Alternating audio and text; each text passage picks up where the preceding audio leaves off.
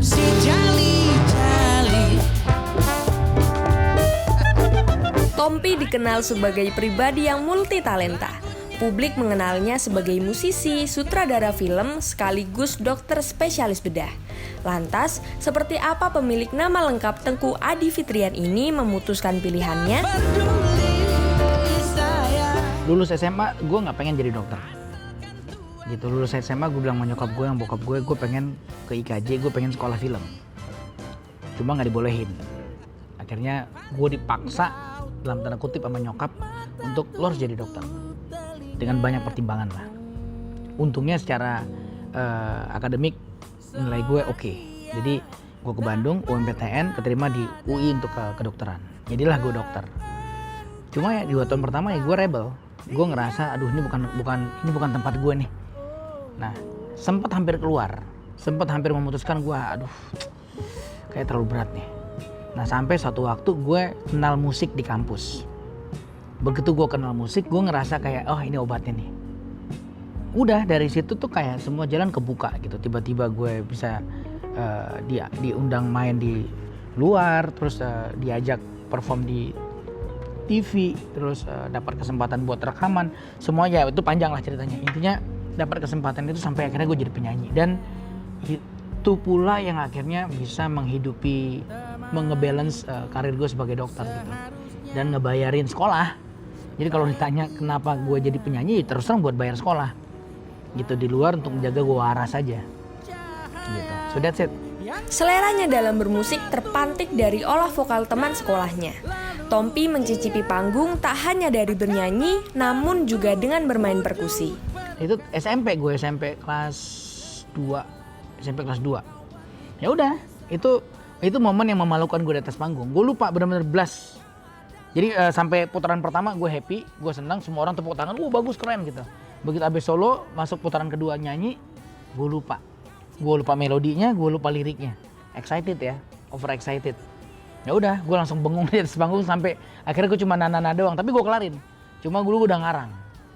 Nah gitu, ya udah, itulah yang terjadi. Jadi panggung gue bikin gue depres sebenarnya. Jadi awal-awal gue terlibat di kampus itu kita ada namanya music corner di FK, ya. Anak-anak baru terus perform, band angkatan gue lah gitu. Gue main perkusi. Basicnya adalah zaman SD, SMP, SMA, gue main gendang Aceh. Jadi kalau di Aceh itu kan kita tari saman, sedati kan ada pemain gendangnya. Nah, gue tuh main sambil nyanyi, sambil jadi syekh juga gitu. Pokoknya kalau tari Aceh gue khatam lah. Gitu. Terus dari situ ya udah gue transpose aja ilmunya. Ilmu gendang Aceh ke perkusi, ke Latin percussion. Terus belajar, lihat di YouTube, belajar musik, dengerin, ya udah gue transpose.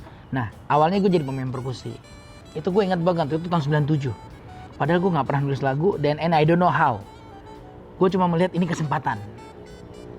Berapa lagu? Ya 5-6 lagu lah. Satu aja gue gak punya. Terus ya udah dia, oke, kamu ikut festival band 2000 ya, tahun 2000 tuh, sorry, tahun 2000 bukan 97, tahun 2000. Panggung band Millennium. Ya udah gue ikut tuh. Gue ikut langsung masuk 25 besar, ikut grand finalnya dan kalah. Udah pasti yang lain lawan gue anak-anak sekolah musik yang jago-jago banget gitu. Cuma di situ gue ngeliat, wah gila ternyata begini ya, asik banget nih. Kan gue main perkusi tadinya, jadi selama pertandingan gue main perkusi. Terus pas ditawarin masuk RCTI itu festival, beliau bilang, tapi saya mau yang nyanyi kamu ya, Mas Tamam tuh. Jadi memang waktu di aransemen gue ada chanting dikit di depan. Di depan gue gitu-gitu sama di belakang. Buat dia itu sesuatu mungkin ya pada waktu itu. Jadi dia bilang ikut tapi kamu yang nyanyi. Wah, oke deh. Ya udah gue ngobrol sama teman-teman, kita ikut dan gue yang nyanyi gitu. Kalah. Nggak menang. Pada 2003, nama Tompi kian kondang pasca terlibat di Cherokee, sebuah grup jazz di Singapura.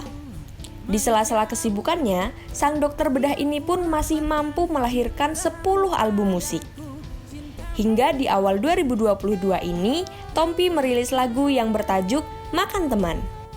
Lagu yang gue bikin pertama itu nggak ada yang jadi album sampai sekarang. Jadi akhirnya gue cuma bikin 2 lagu. Tapi yang kita aransemen karena memang buat kepentingan perlombaan itu cuma ada 1 lagu. Udah sampai sekarang tuh lagu itu nggak gue publish gitu. Jadi setelah itu kan mulai baru mulai belajar cara bikin lagu tuh gimana sih gitu. Ya udah nggak lama dapat kesempatan gue buat solo album, baru gue mulai nulis lagu sendiri. Dan kebetulan memang sejak gue mulai rilis album solo yang pertama yang Selalu Denganmu, even Bali Lounge itu lagu gue yang tulis. Gitu. Cuma ya itu karena gue bukan anak musik, gue perlu support dari tim yang memperkuat apa yang gue mau gitu. Jadi di kepala gue bisa tahu ini bagusnya digini nih, tapi gue nggak tahu tuh namanya apa. Nah mereka yang terjemahin itu ke bahasa musik. Siasat yang dilakukan Tompi adalah membagi waktu untuk setiap kegiatannya. Salah satunya adalah tidak melakukan tur. Meski begitu, setiap karya Tompi tetap dikenal secara luas. Hal yang gue nggak pernah kerjain adalah tur. Karena gue sambil kuliah kan. Kuliah kedokteran ya lu mungkin tahu sendiri capeknya bukan main gitu. Jadi emang nggak ada libur. Jadi konsekuensi gue waktu itu adalah oke, gue bisa rekaman, gue bisa bikin album, rilis, cuma nggak ada waktu buat promo. Jadi bener-bener nggak pernah promo sama sekali dalam hidup gue. Gue nggak pernah keliling radio. Nah sekali keliling pasti pas Sabtu atau Minggu pas memang lagi nyanyi dekat-dekat situ gitu. Tapi yang khusus memang sampai kan kadang-kadang sebulan, 3 bulan nggak pulang tuh. Keliling nyewa bus, keliling Jawa gitu, gue nggak pernah. Untung nggak, capek banget ternyata. Selain tampil solo, Tompi juga eksis bersama Trio Lestari. Proyek yang dibentuk pada 2013 ini menggandeng nama besar lainnya, yakni Glenn Fredly dan Sandy Sandoro. Karya dari 3 biduan ini bernuansa blues, soul, dan pop rock. Kali gue kenal sama Sandy justru. Gue sama Glenn, kita tuh bersahabat belakangan. Waktu awal gue muncul di musik, sama Glenn ya kenal gitu-gitu aja. Ya siapa yang gak kenal Glenn? Gue jadi penyanyi, Glenn udah jadi primadona gitu kan. Terus ya udah, jadi ada gap antara gue sama Glenn. Nah lucunya gue juga bersadar terakhir, Glenn itu pernah datang waktu gue masih nyanyi di kafe. Emang datang pengen lihat gue manggung, gitu. Jadi dan gue nggak ngegubris dia karena gue ngeliat gue takut nyamperin, Bung, takut dianggap sok deket gitu ya. Jadi gue cuma gitu doang, terus gue tinggal, dan buat dia, wah bangke ini anak tengil banget. Padahal bukan itu gitu. Dan dia yang ceritain ke gue.